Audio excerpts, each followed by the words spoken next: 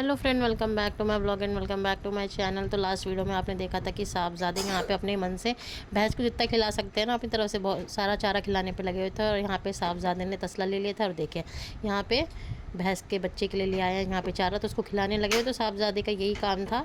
और उसके बाद ना मैं तो यहाँ पर बैठ गई थी धूप सेकने के लिए, क्योंकि मेरी तो तबीयत ख़राब हो रही थी और इतना ज़्यादा फीवर था ना, तो मैंने तो जाके किया आराम। देख लो आप। हाँ, तबीयत ठीक नहीं है ना मम्मा के, रात के जुकाम हो गया, खांसी होगी, बुखार हो गया है ना, तबीयत ठीक नहीं है हमारी।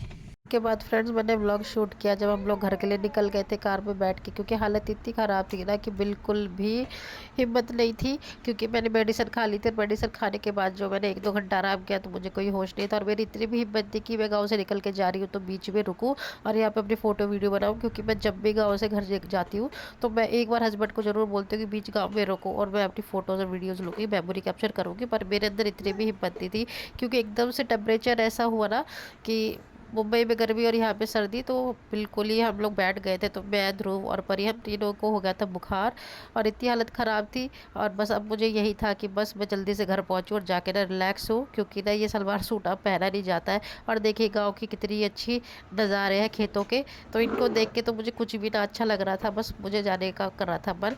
तो देखिए बीमारी में ऐसा होता है, आई एम श्योर आप लोगों के साथ भी ऐसा होता है, क्योंकि बीमारी में ना कुछ करने का मन करता है और ना ही कहीं जाने का मन करता है। बस कार में बैठे हुए मुझे तो बस ये था कि मैं घर पहुंचूं।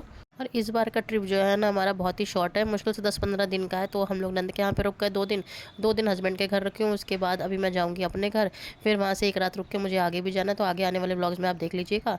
तो बस शॉर्ट ट्रिप होता है ना तो अच्छा भी लगता है, और ज़्यादा लंबा ट्रिप हो जाता है ना तो बोरियत होने लगती है। और ख़ासतौर पर ना गाँव में ज़्यादा दिन रहने का मन नहीं करता है, क्योंकि गाँव का माहौल गाँव का ही है और हम लोगों को अब इस माहौल की आदत नहीं है ना, तो कम दिन के ट्रिप में भी ना मज़ा आता है। इस बार हमारी शॉर्ट ट्रिप थी ना, तो हम सबके यहाँ पे रुक गए थे और किसी को शिकायत भी नहीं हुई। इतना अच्छा लगा ना, तो मुझे तो शॉर्ट ट्रिप में ही अच्छा लगा। और मैं हस्बैंड को ये बोलूँगी कि भाई कम दिन के लिए जाएंगे तो उसमें ही मज़ा आता है। ज़्यादा लंबी ट्रिप ना खुद भी बोरियत होने लगती है, और मुझे तो बहुत ज़्यादा बोरियत होने लगती है, क्योंकि अपना घर अपना ही होता है। तो मुझे तो अब ज़्यादा दिन की ट्रिप बिल्कुल भी पसंद नहीं। और बच्चे भी इतने परेशान हो जाते हैं, और हम लोग तो अभी इतने परेशान हो गए ना, क्योंकि खांसी जुकाम बुखार ने बच्चों को भी परेशान कर दिया और मुझे भी परेशान कर दिया है। अगर छोटे बच्चे हो ना, जैसे कि मेरी परी, तो ये भी खांसी जुकाम से परेशान थी, मैं भी परेशान थी। तो मम्मी तो परेशान होती है, साथ में बच्चे भी परेशान हो जाते हैं। और यहाँ पे घर पहुँच के हस्बैंड और मम्मी कर रहे थे बात, तो मैं तो एक जगह बैठ गई थी, क्योंकि मुझे तो बहुत ज़्यादा ही परेशानी हो रही थी, बॉडी कितना हो गया था।